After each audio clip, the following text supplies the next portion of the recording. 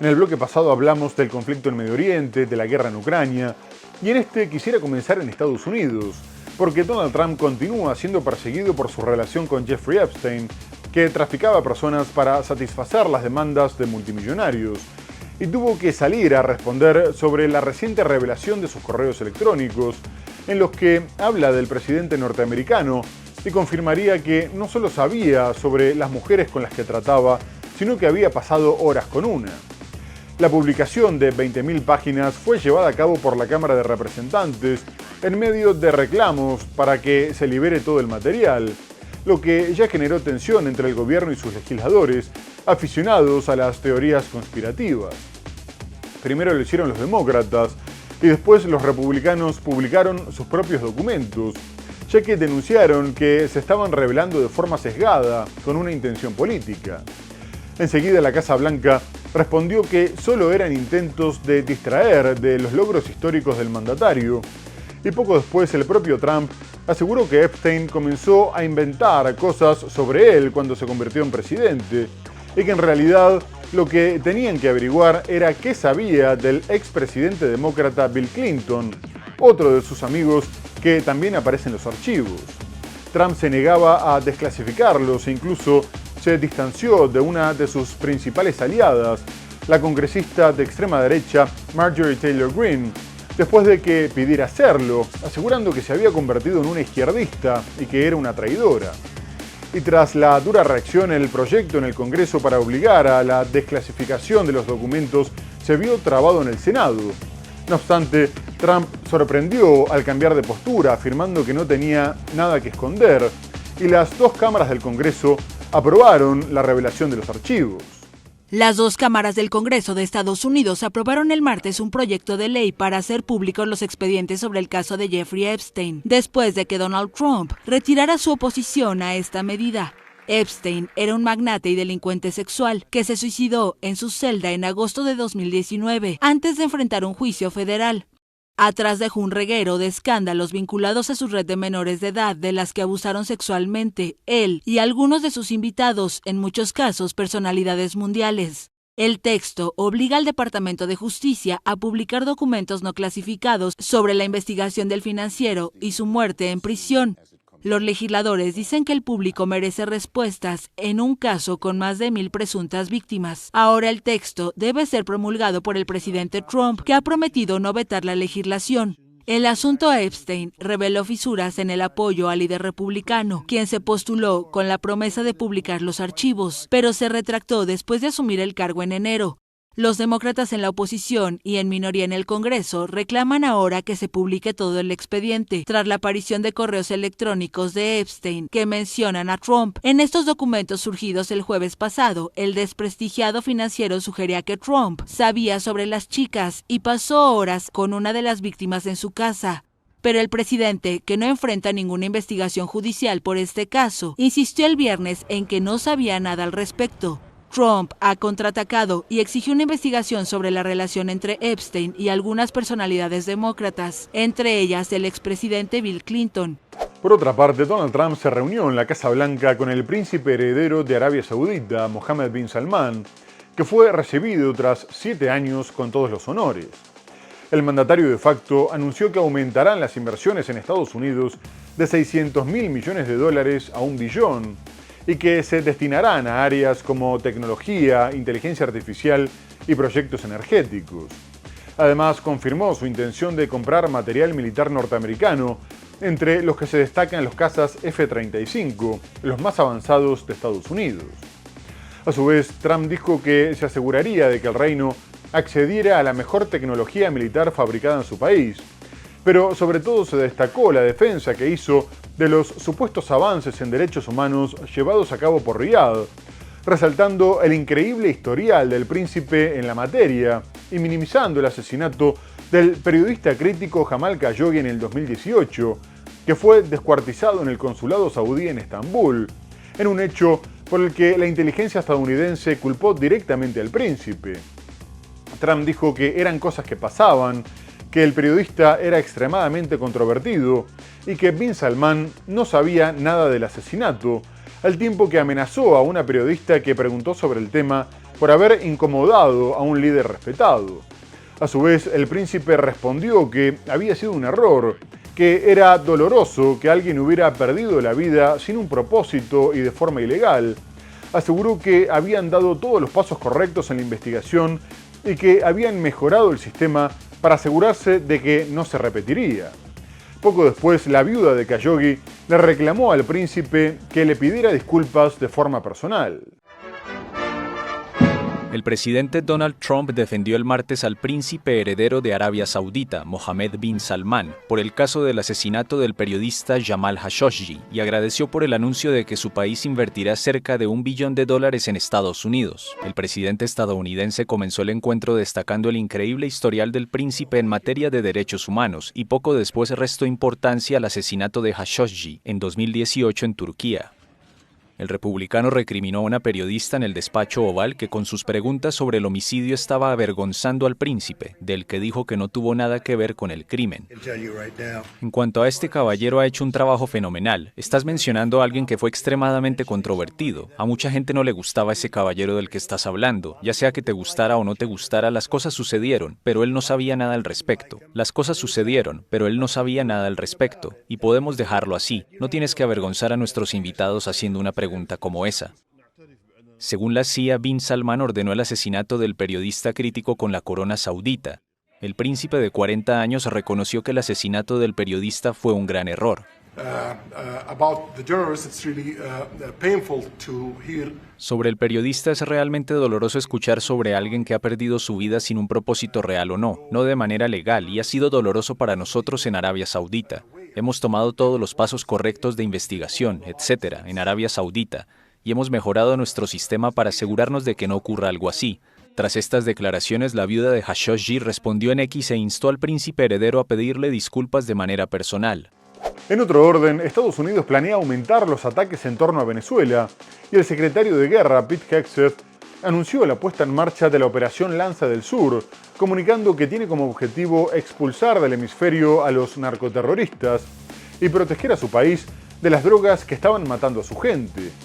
El anuncio tiene lugar poco después de la llegada a la región del portaaviones más poderoso del mundo, el USS Gerald Ford, que se unió a la supuesta lucha contra el narcotráfico y que hizo que Venezuela aumentara el nivel de alerta y ordenara el despliegue de 200.000 militares.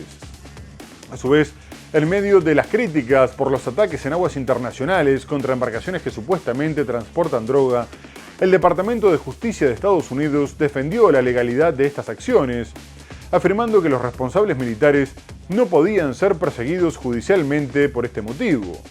No obstante, los bombardeos en el Caribe y el Pacífico siguen generando condenas en todo el mundo, y el alto comisionado de Naciones Unidas para los Derechos Humanos, Volker Turk, pidió una investigación imparcial, ya que había fuertes indicios de que los ataques constituían ejecuciones extrajudiciales.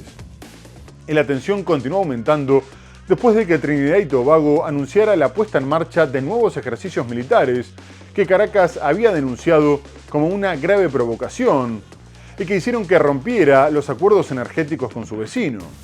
A su vez, el mandatario Nicolás Maduro, que denuncia que todo el despliegue tiene como objetivo sacarlo del poder, ordenó una vigilia permanente y llamó a una movilización civil, militar y policial.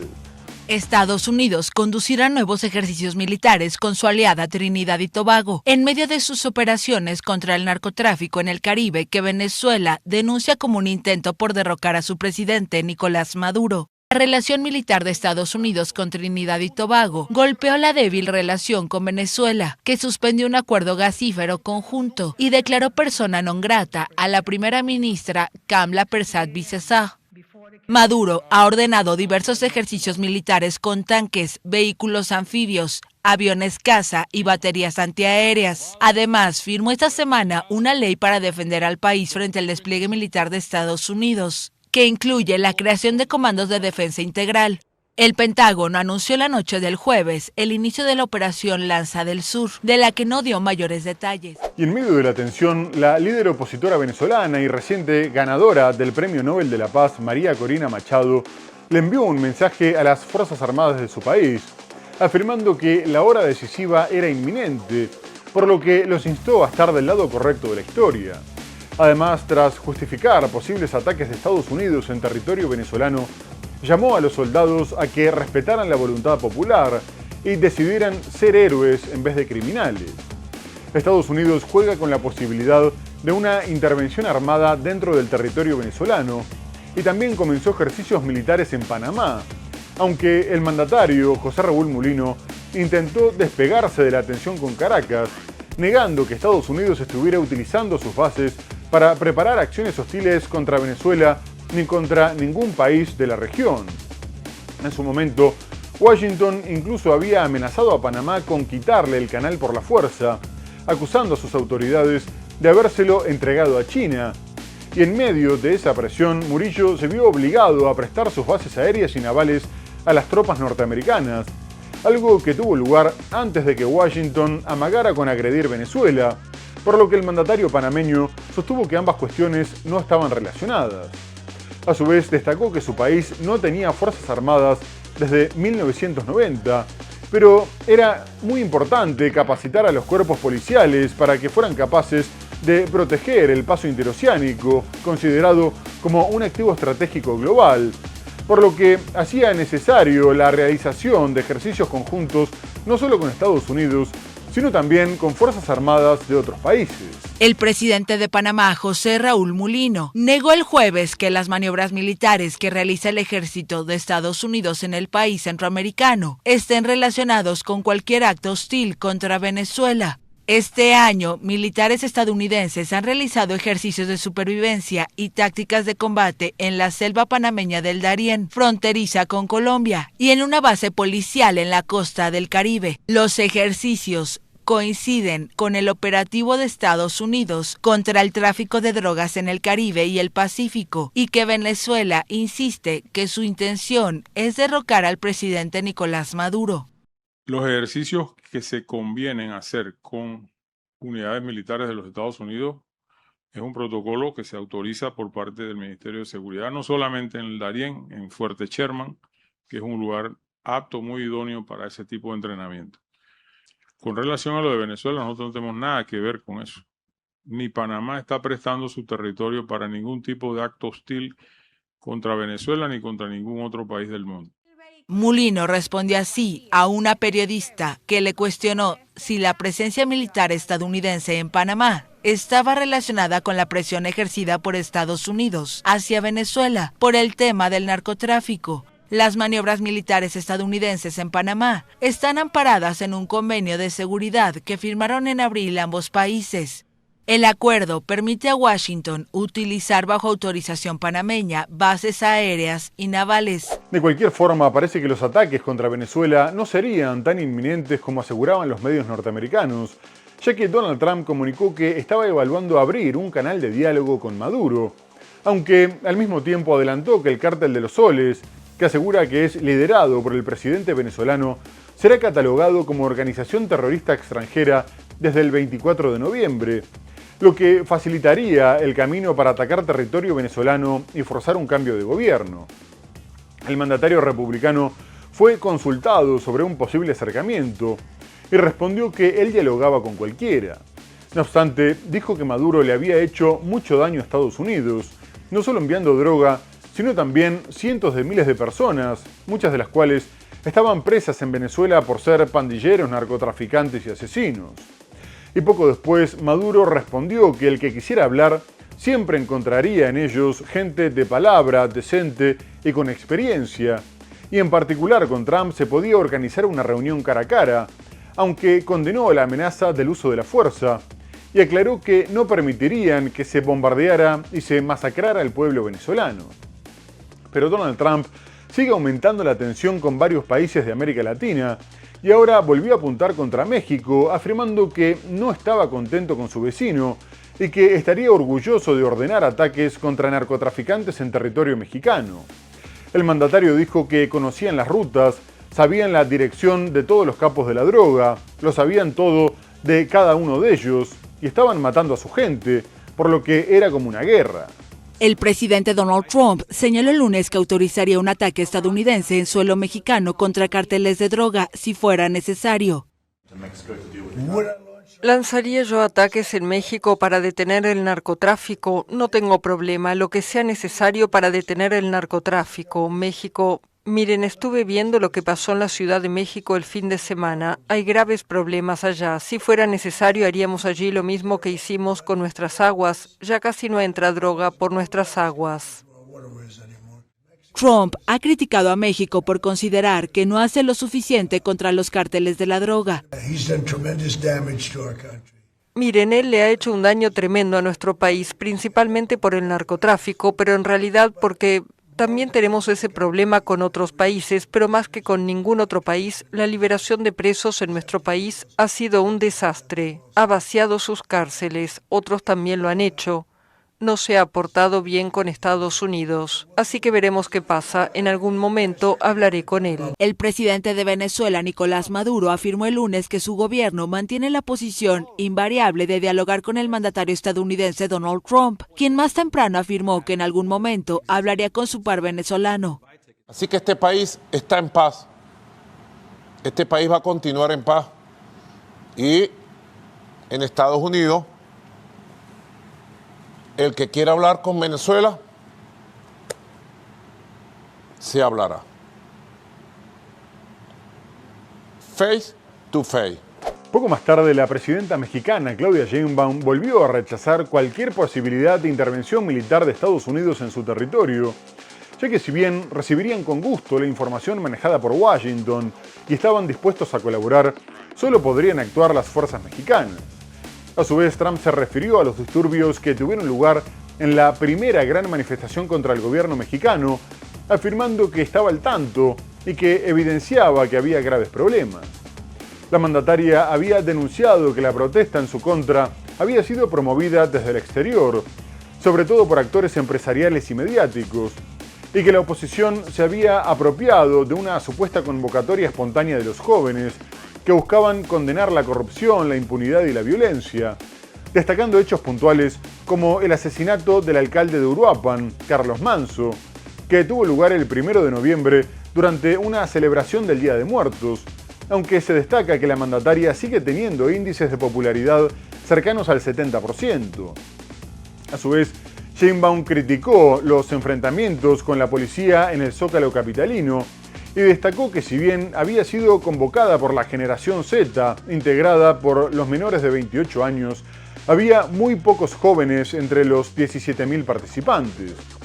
Los enfrentamientos dejaron 120 heridos, 100 de ellos agentes de policía que intentaban evitar que los manifestantes ingresaran al Palacio Presidencial, lanzando gases lacrimógenos, y más tarde se reportó la detención de 40 personas por robo y lesiones. La presidenta de México, Claudia Sheinbaum, condenó los disturbios ocurridos durante las protestas antigubernamentales del sábado en la capital. El gobierno local reportó que más de 100 personas resultaron heridas, en su mayoría policías, y que decenas fueron detenidas por delitos como robo y lesiones. Hubo una manifestación ahí en la Ciudad de México, donde dicen que marcharon jóvenes, pero en realidad había muy pocos jóvenes, y que de manera violenta quitaron unas vallas y rompieron vidrios. Decimos no a la violencia. Si uno no está de acuerdo, hay que manifestarse de manera pacífica. Nunca hay que utilizar la violencia para cambiar, siempre por la vía pacífica.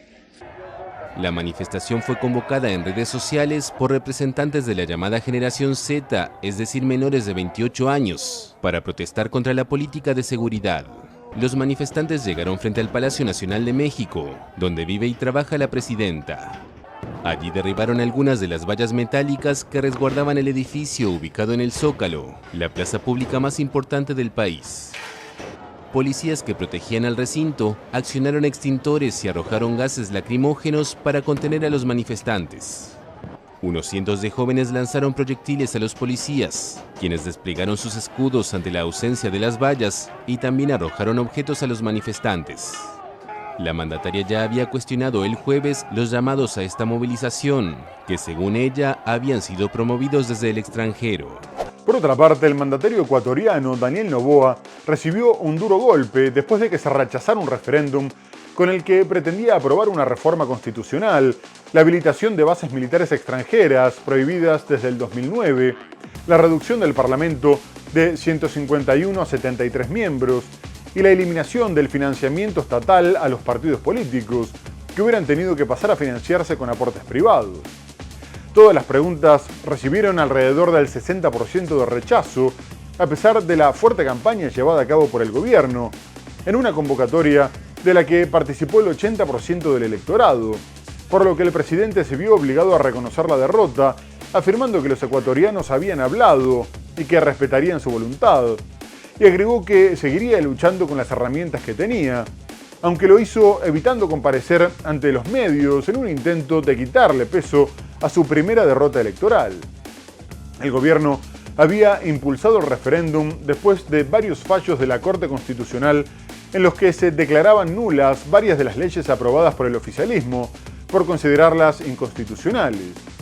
Noboa cree que la actual Constitución es demasiado laxa con los criminales, pero el intento de reforma se veía como una carta blanca, ya que tampoco había detallado cuáles serían los cambios.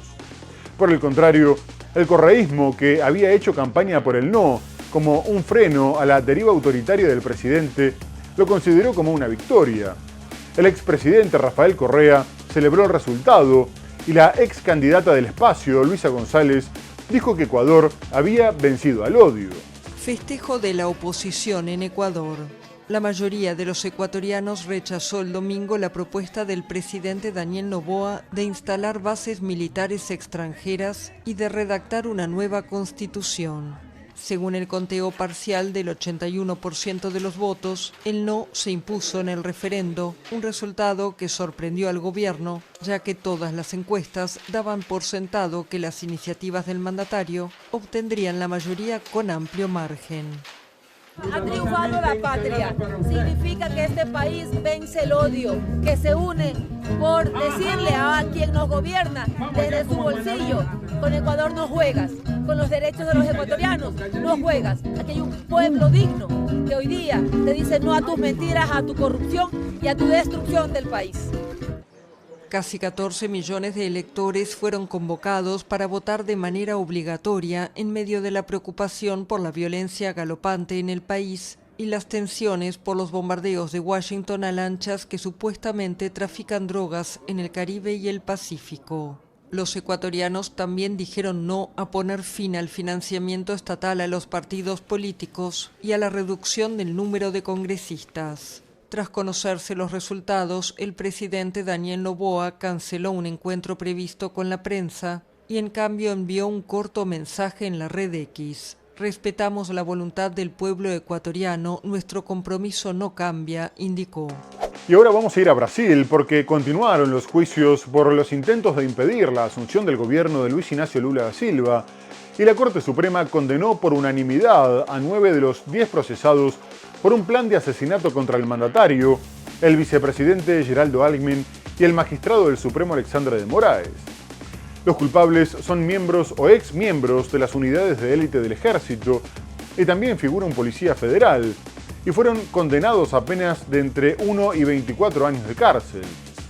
La investigación reveló que el plan se elaboró poco después de la victoria de Lula en el balotaje, y entre las pruebas figuran cientos de mensajes y documentos presentados por la Policía Federal, en los que se especificaban las fases de los atentados y se identificaban los objetivos, por lo que el presidente de la primera sala, Flavio Dino, aseguró que no había ninguna duda sobre la culpabilidad de los reos, aunque el general Esteban Gaspar de Oliveira fue absuelto por falta de pruebas. A su vez, la Fiscalía afirmó que, una vez elaborado el plan, se le había presentado al expresidente Jair Bolsonaro y que si bien llegaron a hacer un seguimiento de los objetivos, al final no se llevó a cabo por falta de apoyo dentro de las Fuerzas Armadas. Bolsonaro ya fue condenado a 27 años de prisión por el intento de golpe de Estado, aunque se encuentra bajo arresto domiciliario por las secuelas que le dejó una puñalada sufrida en el 2018 y un cáncer de piel. Recientemente, la Corte Suprema rechazó una apelación presentada por Bolsonaro, por lo que se le van agotando las opciones. La Corte Suprema de Brasil condenó el martes a penas de hasta 24 años de cárcel a 3 altos mandos militares y un policía por planificar el asesinato del presidente Luiz Inácio Lula da Silva en 2022. Los condenados elaboraron un plan para la neutralización de autoridades públicas brasileñas, entre ellas Lula y el juez de la Corte Suprema, Alexandre de Moraes, afirmó el propio magistrado al presentar su voto por la condena. El plan fue parte de la intentona golpista liderada por el expresidente Jair Bolsonaro, condenado en septiembre a 27 años de cárcel. Un golpe de Estado fracasado era o fermento para el próximo golpe de Estado. Un golpe de Estado fallido fue el detonante del siguiente. Si analizamos varios casos, la historia lo demuestra. Varios tenientes que intentaron un golpe de Estado, luego como coroneles, luego como generales. ¿Por qué? Porque nunca rindieron cuentas ante la ley, ni en términos constitucionales, impunidad. Y eso, obviamente, conduce a repetidos intentos. A impunidad leva, obviamente, a repetición da tentativa. El alto tribunal condenó a Bolsonaro por haber liderado una organización criminal para impedir la asunción del izquierdista Lula tras perder los comicios de 2022. Según Moraes, los tenientes coroneles del ejército, Rodrigo Becerra de Acevedo, Rafael Martínez de Oliveira y Helio Ferreira Lima, así como el policía federal Vladimir Mateo Soares, se encargaron de hacer seguimiento al magistrado y al presidente. Ferreira Lima fue condenado a 24 años de cárcel, los demás a 21 años, por votación unánime de los 4 magistrados de la primera sala del tribunal. En otro orden, las elecciones en Chile dejaron al pinochetista Antonio Kast al borde de la presidencia, ya que la izquierdista Janet Jara se impuso por solo 2 puntos de diferencia, con poco más del 26% de los votos, y los otros candidatos derechistas ya anunciaron su apoyo a Kast de cara al balotaje del 14 de diciembre. El libertario Johannes Kaiser, que se encuentra todavía más a la derecha que Kast, se quedó con el 4º lugar, con el 14%, e incluso antes de que se conocieran los resultados, había anunciado su respaldo irrestricto a cualquiera que compitiera contra Jara, mientras que Evelyn Matthei, de la derecha tradicional, que se quedó con el 13,5%, pidió por favor que sus votantes apoyaran a Kast, porque era muy importante que el actual gobierno no continuara en el poder. A su vez, Franco Parisi había dado la sorpresa al quedar tercero, con el 18,6%, pero el líder populista, que a pesar de ser considerado neoliberal, asegura que no es ni de izquierda ni de derecha, afirmó que los candidatos en el balotaje lo tenían que convencer para que aceptara dar algún apoyo, una postura que fue criticada por Kaiser, que dijo que se había puesto en venta. Ante este escenario, Jara afirmó que estaba abierta a escuchar los reclamos de todos los sectores e incluso sumó algunas propuestas de otros candidatos. A su vez, en una campaña que giró en torno a la inseguridad y a la migración irregular, pidió que el miedo no congelara los corazones.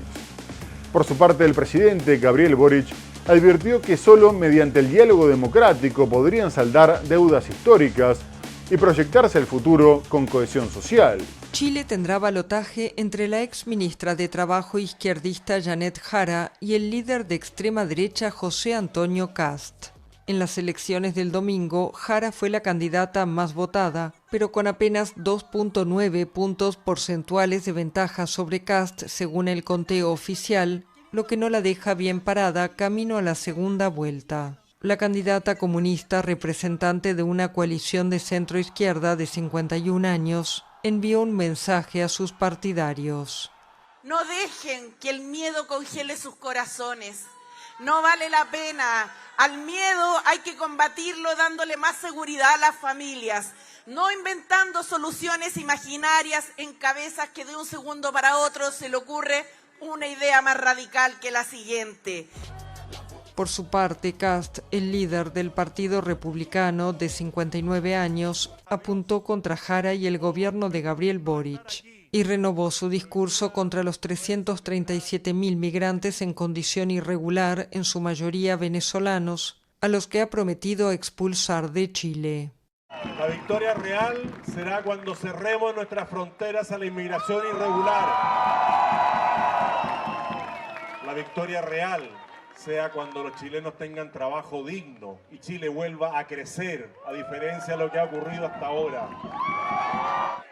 Detrás de Jara y Kast se ubicó sorpresivamente Franco Parisi, un economista de derecha del Partido de la Gente, tildado de populista y que terminó superando al ultraliberal Johannes Kaiser, al que las encuestas habían ubicado en tercer lugar. Y ahora vamos a abandonar el continente americano para terminar hablando de la creciente tensión entre China y Japón, después de que Tokio dejara abierta la posibilidad de intervenir militarmente a favor de Taiwán en caso de que Pekín ordenara un ataque contra la isla. Hasta ahora Japón había evitado posicionarse tan fuertemente sobre el tema, pero la primera ministra Sanae Takaichi, que asumió recientemente con la promesa de liderar un gobierno nacionalista y ultraconservador, justificó su postura en nombre de la legítima defensa colectiva, teniendo en cuenta que el despliegue de buques de guerra y el uso de la fuerza podría constituir una amenaza para la supervivencia del país. Poco más tarde, China consideró estas declaraciones como abiertamente provocadoras y extremadamente graves, por lo que convocó al embajador japonés y pidió que sus ciudadanos evitaran viajar a Japón en un futuro próximo, advirtiendo sobre riesgos importantes para la seguridad, lo que a su vez hizo que las aerolíneas chinas ofrecieran un reembolso o cambios gratuitos de destino. A su vez, el cónsul de China en Osaka, Yue Jian, generó polémica al amenazar con cortarle la cabeza a Takaichi, por lo que Tokio también convocó al embajador chino. Posteriormente, Japón intentó acabar con los cruces diplomáticos y dijo que su postura sobre Taiwán permanecía sin cambios, al tiempo que abogó por la paz y la estabilidad. Pero China envió buques a las aguas de las disputadas islas Senkaku, administradas por Japón desde 1972, afirmando que esas aguas les pertenecían y buscaban proteger sus derechos históricos. Un eventual ataque de la República Popular China a Taiwán podría amenazar la supervivencia de Japón, según la nueva primera ministra de ese país, Sanae Takaichi. Un término legal creado en 2015 que permite a los primeros ministros de Japón desplegar las Fuerzas Armadas. El gobierno de Xi Jinping, que ha reafirmado su compromiso con la política de una sola China, respondió con firmeza a lo que parece ser un cambio drástico en la política de seguridad japonesa de posguerra. China insta a Japón a reflexionar sobre la cuestión de Taiwán y sus responsabilidades históricas, a respetar el principio de una sola China y el espíritu de los 4 tratados políticos entre China y Japón, y a dejar de cruzar líneas rojas y enviar señales negativas a las fuerzas separatistas que abogan por la independencia de Taiwán. La creciente tensión entre Beijing y Tokio causó la intervención de Estados Unidos. El embajador estadounidense en Japón, George Glass, afirmó el lunes que el cónsul de China en la ciudad japonesa de Osaka amenazó a la primera ministra Takaichi y al pueblo japonés, tras una publicación del diplomático chino en X que instaba a cortarle la cabeza al entrometido, en aparente referencia a la primera ministra japonesa. En Taiwán exigieron respeto a Sanae Takaichi. Estas acciones inapropiadas por parte de los diplomáticos chinos solo dañarán la imagen de su propio país. Hasta antes de los comentarios de Takaichi el pasado viernes, los líderes japoneses habían evitado mencionar a Taiwán en la discusión de posibles despliegues militares. Muy bien amigos, se nos ha terminado el programa. Hemos hablado del conflicto en Medio Oriente con la aprobación de la Fuerza Internacional de Estabilización para Gaza.